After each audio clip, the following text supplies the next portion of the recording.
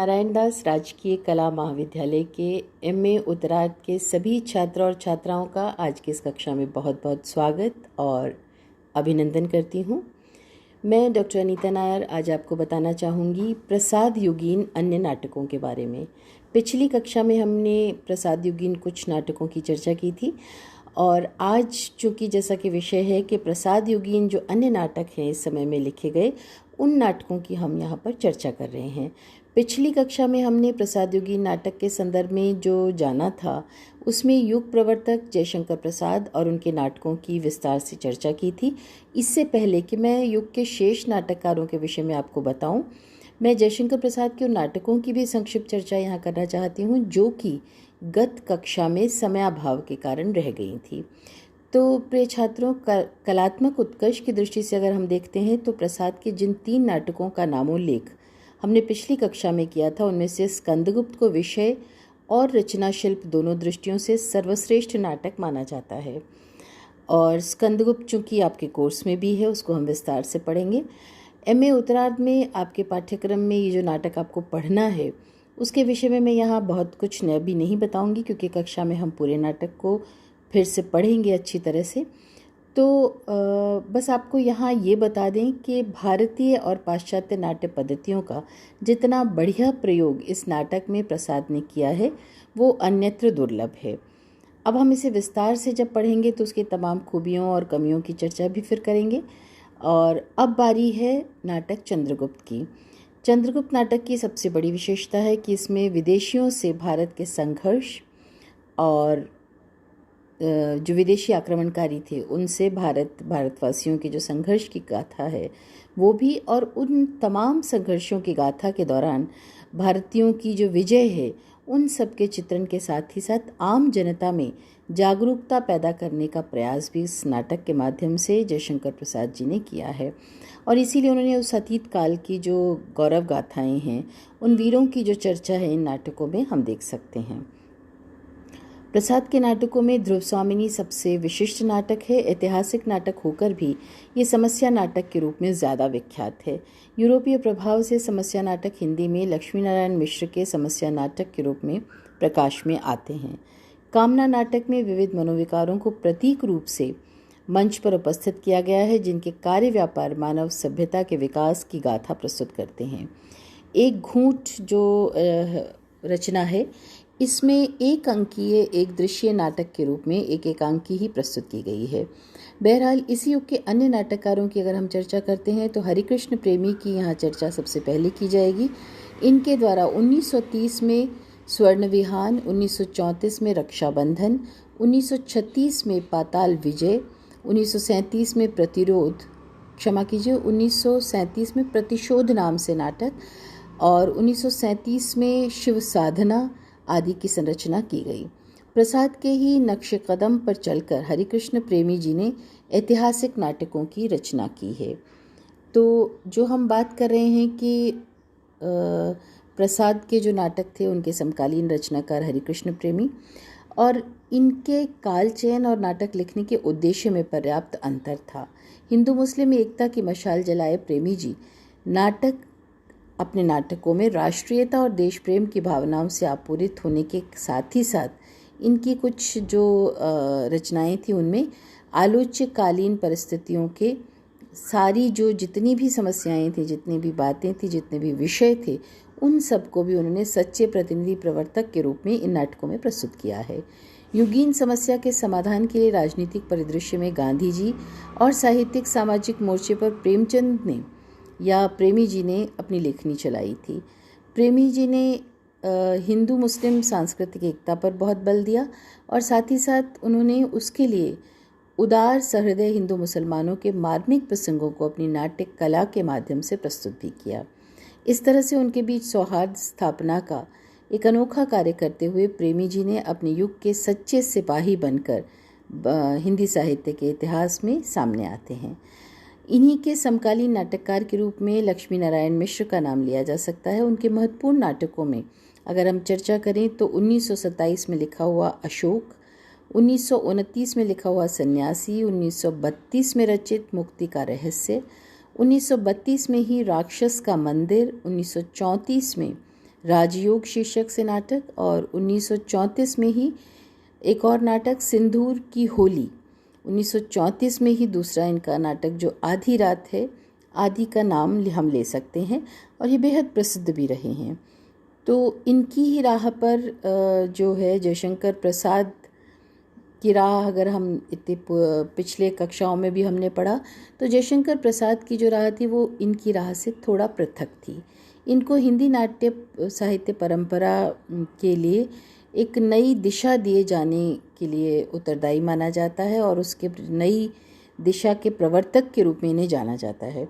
इनको हिंदी नाट्य साहित्य इनका जो है वो इस रूप में एक नवीन नाट्य प्रणाली के रूप में सामने आता है। सन्यासी की भूमिका में मिश्र जी लिखते हैं कि इतिहास के गड़े मुर्दे उखाड़ने का काम इस युग में वांछनीय नहीं है। यहाँ कहीं ना कहीं ऐसा महसूस होता है कि उन्होंने जयशंकर प्रसाद जी की परंपरा को थोड़ा सा मतलब कहना चाहिए कि उससे अलग हट करके अपनी एक नई परंपरा की संस्थापना का भी संकेत दिया है। तो यहाँ लगता है कि वो ऐतिहासिक नाटकों से बिल्कुल उखड़े हुए हैं, लेकिन ऐसा नहीं है। बाद में कालांतर में उन्होंने स्वयं भी ऐतिहासिक नाटकों की रचना की है, और ये भी सच है कि उनके इसी नाटक के माध्यम से, ये जो सन्यासी नाटक की मैं बात कर रही हूँ, इसी नाटक के माध्यम से हिंदी नाटक के विषय और उसके शिल्प, यानी दोनों ही क्षेत्रों में, विषय और शिल्प दोनों क्षेत्रों में काफ़ी बदलाव आया है। और सन्यासी से आधी रात तक के नाटकों में सामाजिक समस्याएं, और उसमें भी विशेषकर स्त्री समस्या जो है वो इनके नाटकों में के केंद्र में रही है। उन्होंने सामाजिक जीवन के प्रेम, विवाह, शिक्षा, ऐसे बहुत सारे विषयों को लेकर के और उनकी समस्याओं को लेकर के उनके समाधान की दिशा में भी बहुत बड़ा काम किया। और सबसे बड़ी बात यह है कि इनका जो समाधान था वो बौद्धिकता परक दृष्टिकोण से समन्वित रहा। उन्होंने स्वयं इस बात को स्वीकार किया है कि उनके नाटकों की मूल प्रेरणा जो है वो प्राचीन भारतीय संस्कृति के प्रति आस्था और विश्वास से देखी जा सकती है। प्रिय छात्रों, मिश्र जी ने नाट्यशास्त्र की दिशा में भी बहुत सारे क्रांतिकारी प्रयोग किए हैं। उनके नाटकों की आधुनिकता के कारण उन्हें पाश्चात्य नाटकों से प्रभावित भी माना जाता है। इस संबंध में डॉक्टर नगेंद्र ने बहुत अच्छी बात एक बार कही थी कि कहीं व्यक्ति की स्वतंत्रता की सिफारिश है इनके नाटकों के भीतर, कहीं व्यक्ति की स्वतंत्रता की सिफारिश है, तो कहीं कहीं व्यक्ति को विश्व में लय कर देने की बात कही गई है। तो ये जो बात है, स्वतंत्रता की सिफारिश हो सकता है थोड़ा सा पाश्चात्य प्रभाव हो, आधुनिक प्रभाव हो, लेकिन विश्व में व्यक्ति को लय कर देने की जो बात है वो हमारी भारतीय संस्कृति की एक बहुत बड़ी विशिष्टता भी है। कुल मिलाकर निर्विवाद रूप से कहा जा सकता है कि हिंदी नाटक को जयशंकर प्रसाद के बाद अगर नया स्वरूप और नई प्रेरणा देकर किसी ने समृद्ध किया है तो उसमें लक्ष्मी नारायण मिश्र जी का नाम जो है वो सर्वोपरि माना जा सकता है। तो ये तो बहुत बड़ी बात है कि इस रूप में लक्ष्मी नारायण मिश्र जी को हिंदी साहित्य का इतिहास और नाट्य परंपरा हमेशा हमेशा स्मरण करते रहेंगे।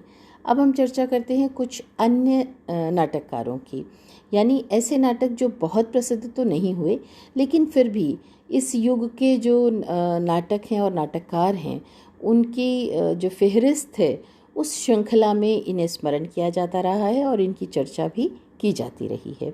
तो ऐसे कुछ नाटक हैं जिनमें कि जो अतिरिक्त नाटक या नाटककार हैं उनमें विषयगत वैविध्य भी था। धार्मिक विषयों पर नाटक थे, कुछ पौराणिक विषयों पर नाटक थे और कुछ ऐतिहासिक विषयों पर, और कुछ सामाजिक समस्याओं को लेकर के नाटक थे। तो मैं थोड़ी सी एक कहना चाहिए एक विहंगावलोकन उसका करना चाहती हूँ कि किस तरह से धार्मिक नाटकों में हम देख सकते हैं सीए स्वयंवर नाटक जो 1918 में अंबिका दत्त त्रिपाठी जी ने लिखा, या देवी द्रौपदी 1921 में रामचरित उपाध्याय जी की रचना है।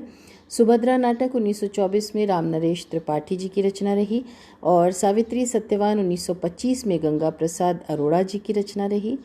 छद्म योगिनी नाम से 1928 में वियोगी हरि जी का नाटक प्रकाश में आया है। ऐतिहासिक नाटकों की श्रृंखला में अगर हम देखते हैं तो उत्सर्ग नाटक 1928 में आचार्य चतुर्सेन शास्त्री जी के द्वारा विरचित है। विक्रमादित्य 1929 में उदयशंकर भट्ट जी के द्वारा लिखा गया, और महाराणा प्रताप उमाशंकर शर्मा जी के द्वारा रचित नाटक है। तो साथ ही साथ सामाजिक नाटकों की श्रृंखला में हम देख सकते हैं संग्राम नाम से प्रेमचंद जी का 1922 में, गोविंद वल्लभ पंत जी की जो रचना है कंजूस की खोपड़ी और विचित्र विवाह 1932 में बलदेव प्रसाद मिश्र जी की रचना का उल्लेख हमें प्राप्त होता है। इसके अलावा भी बहुत सारी रचनाएं और बहुत सारे नाटककारों की एक लंबी श्रृंखला हम देख सकते हैं। इसके लिए मैं चाहूँगी कि आप लोग डॉक्टर नगेंद्र का जो हिंदी साहित्य का इतिहास है उसे ज़रूर पढ़ें और उसमें विस्तार से आपको इसके बारे में पूरी जानकारी मिल जाएगी। और अन्य नाट्य रूपकों में प्रसाद की कामना की चर्चा हमने पहले भी की है, लेकिन उसके अलावा पंत जी की ज्योत्सना जो 1934 में रची गई, गुप्त जी का गीति नाट्य अनघ नाम से 1928 में आया, हरे कृष्ण प्रेमी जी का 1930 में रचित स्वर्ण विहान, भगवती चरण वर्मा जी का तारा, उदय शंकर भट्ट का मत्स्य गंधा और विश्वामित्र का जो रचना है वो हमारे सामने आती है। और इन तमाम रचनाओं में अगर हम देखते हैं तो जो भगवती चरण वर्मा जी का तारा नाटक है, गीति नाट्य है, वो गीति नाट्यों की परंपरा में बेहद चर्चित और लोकप्रिय नाट्य गीति नाट्य के रूप में देखा जा सकता है। और सबसे बड़ी बात है कि तारा जो है वो आज भी गीति नाट्य के रूप में बेहद चर्चित और लोकप्रिय रचना है। तो ये कुछ बातें हमने जानी आज की इस कक्षा में, और मुझे आशा है, विश्वास है कि आप लोग हमारी इन जितनी भी ऑनलाइन आपकी कक्षाएं हो रही हैं उन तमाम विषयों से, उन तमाम कक्षाओं से परिचित हैं और उनके बारे में अच्छे से समझ रहे हैं, पढ़ रहे हैं उन विषयों को, और उन सारी अध्ययन के ज्ञान बिंदुओं को आप गुन रहे हैं। तो इसी आशा और विश्वास के साथ कि आप निरंतर उत्तरोत्तर इस सोपान पर आगे बढ़ रहे हैं, प्रगति कर रहे हैं, और आपकी किसी भी प्रकार की जिज्ञासा, शंका या किसी भी तरह की कोई चर्चा आप हमसे करना चाहते हैं तो आपका जो व्हाट्सएप ग्रुप इसमें बना हुआ है आपके एमए उत्तरार्ध की क्लासेस का, तो उसके माध्यम से आप अपने संशयों को, अपने प्रश्नों को, अपनी जिज्ञासाओं को हम तक संप्रेषित कर सकते हैं। और अगर इसके अलावा आप कुछ और जानना चाहते हैं तो आप हम तक अपनी उस बात को ज़रूर पहुंचाइए ताकि हम उस विषय पर भी वीडियो बना करके आप तक प्रेषित कर सकें। तो एक बार फिर से स्वस्थ रहिए, प्रसन्न रहिए और इसी तरह पढ़ते रहिए, अध्ययनरत रहिए। नमस्कार।